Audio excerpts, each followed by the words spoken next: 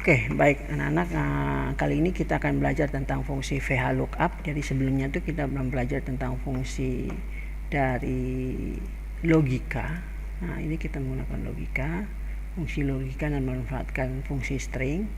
Nah, sekarang kita akan belajar tentang fungsi VHLOOKUP yang fungsinya itu hampir sama ya pemanfaatannya, itu untuk database. Jadi menampilkan sebuah nilai atau angka di dalam baris atau tabel dan kemudian dikembalikan ke sel yang telah ditentukan. Jadi seandainya kita simpan database di tempat yang lain, terus kita pindahkan ke sini bisa.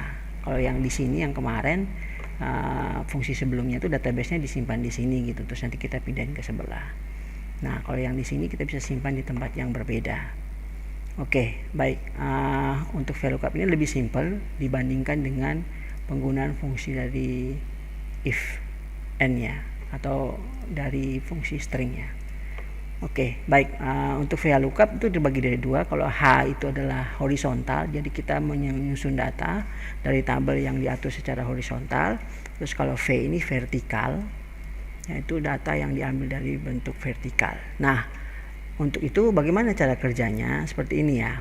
Intinya adalah kalau seandainya kita memasukkan kode tertentu, misalnya masukkan kode A ke dalam kode bagian, maka secara otomatis dia akan muncul nama bagian dan gaji pokoknya berapa. Itu sudah secara otomatis, jadi nggak perlu diketikkan lagi. Nah, database-nya ini yang menyimpan nama bagian dan gaji pokok inilah yang disebut dengan database. Nah, kita akan memanggil database tersebut. Nah, caranya gimana? Oke, pertama gini, perhatikan. Langkah pertama adalah kalian membuat sebuah database. Database-nya itu tergantung dari datanya. Jadi di sini Mister buat nih contoh database bagian. Jadi di sini terdiri dari kode, bagian dan gaji. Nah, ada kode dari A sampai H, bagian semua per kode, terus ada gaji. Ini dalam bentuk vertikal. Perlu diingat ini bentuknya vertikal. Nah, sedangkan yang ini bisa buat database-nya dalam bentuk horizontal. Jadi dia gaji pokok di sini. Jadi A kepala berarti gaji pokoknya 10 juta. Bentuknya hampir sama ya seperti ini. Cuma perbedaannya vertikal sama horizontal aja. Isinya sama. Nah, bagaimana caranya? Langkah awal itu kita harus menyimpan database tersebut. Jadi caranya adalah kita blok isi dari database tersebut. Jadi untuk judul nggak usah, judul tabelnya tidak usah.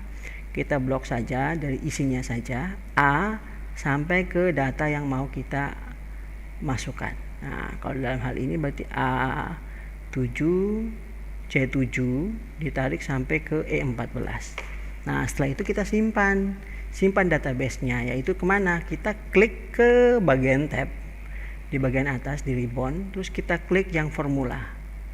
Nah, di sini kita ada namanya define name. Kita klik aja define name. Nah, kita masukkan nama database-nya. Misalnya di sini kita masukkan bagian. Nah, karena judulnya bagian ya, kita simpan. Oke.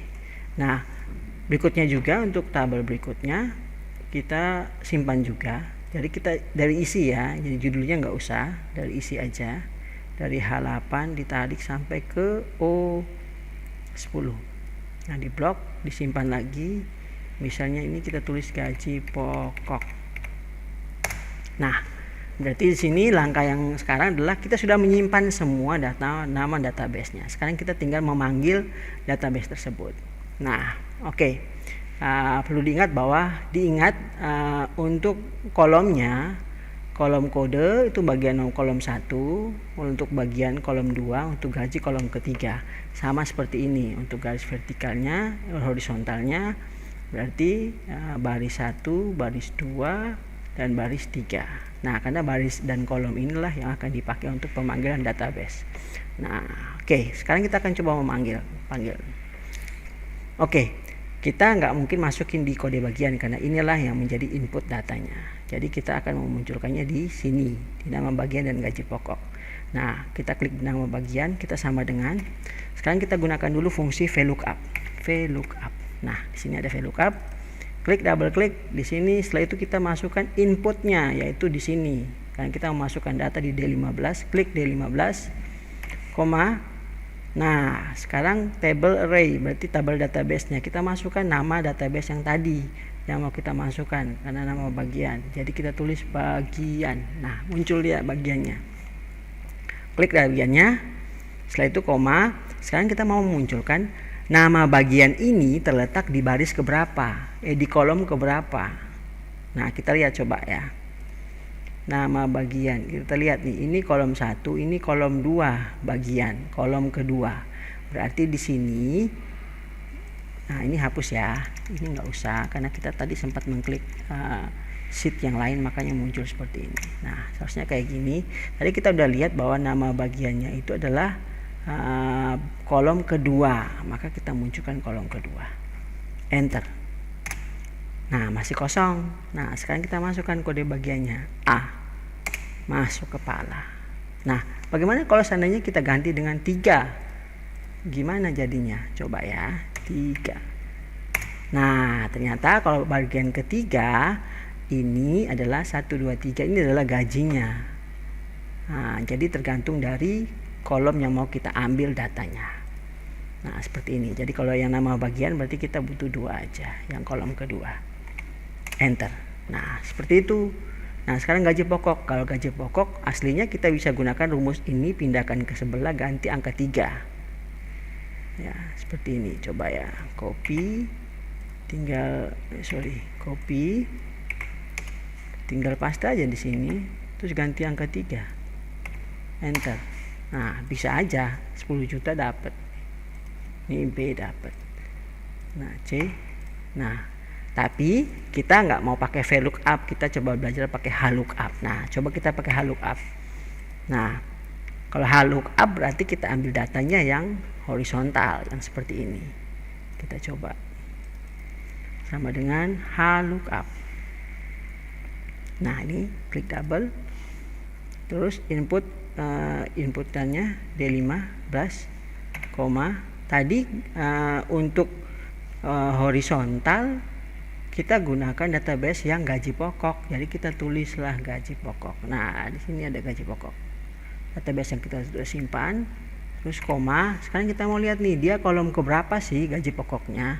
Coba kita lihat 1, 2, 3. Ternyata dia kolom baris ketiga. 1, baris 2, baris ketiga. Berarti kita harus masukkan angka 3 di sini. Nah, ini nggak usah kita klik, kita ikuti karena dia sudah memanggil database gaji pokok ya. Jadi kita tinggal masukkan aja 3, enter. Nah, dapatnya 5 juta. Kalau C, kalau D sekretaris, bendahara. Nah, kalau udah kita masukkan ke bawah, misalnya nih B belum ada, berarti kita harus copy dulu rumusnya, pindahkan ke bawah. Sama juga seperti ini, pindahkan ke bawah. Nah, nanti setiap ini kita bisa masukkan rumusnya dan dia akan muncul secara otomatis memanggil database-nya. Nah, seperti itu ya. Jadi itulah fungsi dari VLOOKUP dan HLOOKUP, karena dia akan memanggil sebuah database dalam bentuk database vertikal maupun horizontal. Aslinya kalau kalian mau menggunakan database vertikal semua, pakai rumus vertikal semua, VLOOKUP semua bisa, atau pakai HLOOKUP semua pun bisa. Oke, seperti itu ya. Untuk itu, jadi ini ada berikutnya adalah ada tugas buat kalian. Nah, di sini ada tugas buat kalian. Jadi buat latihan dan nanti dikumpulkan. Tugasnya ini adalah membuat fungsi yang sama, tapi di sini sudah ada tabel barang. Jadi kode barangnya kalian masukkan sendiri, nama kode barangnya. Terus jenis barangnya masukkan sendiri, database-nya. Nama barang masukkan sendiri, itemnya. Nah, jumlah silakan dimasukkan sendiri. Harga satuan silakan dimasukkan, dan total. Nah, untuk aturannya di sini silakan buat kode barang beserta harga menggunakan database. Nanti kalian siapkan database-nya di tab yang lain. Terus untuk kolom jenis barang, nama barang, dan harga. Jenis barang, nama barang, dan harga itu menggunakan rumus VLOOKUP atau HLOOKUP ya. harus ada, salah satunya harus ada ya, jenis, nama barang, dan harga satuan. Kalau jumlah kan bebas, tinggal diinputkan saja. Nah, kode barang juga nanti diinputkan. Nah, kalau total nanti digunakanlah gabungan antara fungsi dasar, operasi dasar dengan hasil dari ini, harga satuan. Jadi bisa dikalikan jumlah dengan harga satuan, dapatnya total. Jadi bagaimana caranya? Kalian gabungkan fungsi-fungsi yang sudah dipelajari sebelumnya untuk dapatkan total harga, jumlah, dan harga total. Ingat, harga totalnya dapatnya dari database VLOOKUP atau HLOOKUP ya, bukan dari manual. Jumlah boleh manual. Oke. Nah, baik. Berikutnya kalau yang bagian bawah tinggal menggunakan fungsi dasar operasi, tinggal totalkan aja hasilnya. Ini totalkan, maksimumkan total mana yang paling tinggi, minimumkan total mana yang paling rendah, terus rata-ratakan total pendapatan. Seperti itu. Nanti dikumpulkan di Microsoft Teams mungkin ya. Oke. Ya, nanti ada petunjuk selanjutnya kok. Baik, seperti itu penyampaiannya, dan good luck. Semoga bisa dipelajari fungsi VLOOKUP dan HLOOKUP-nya. Thank you.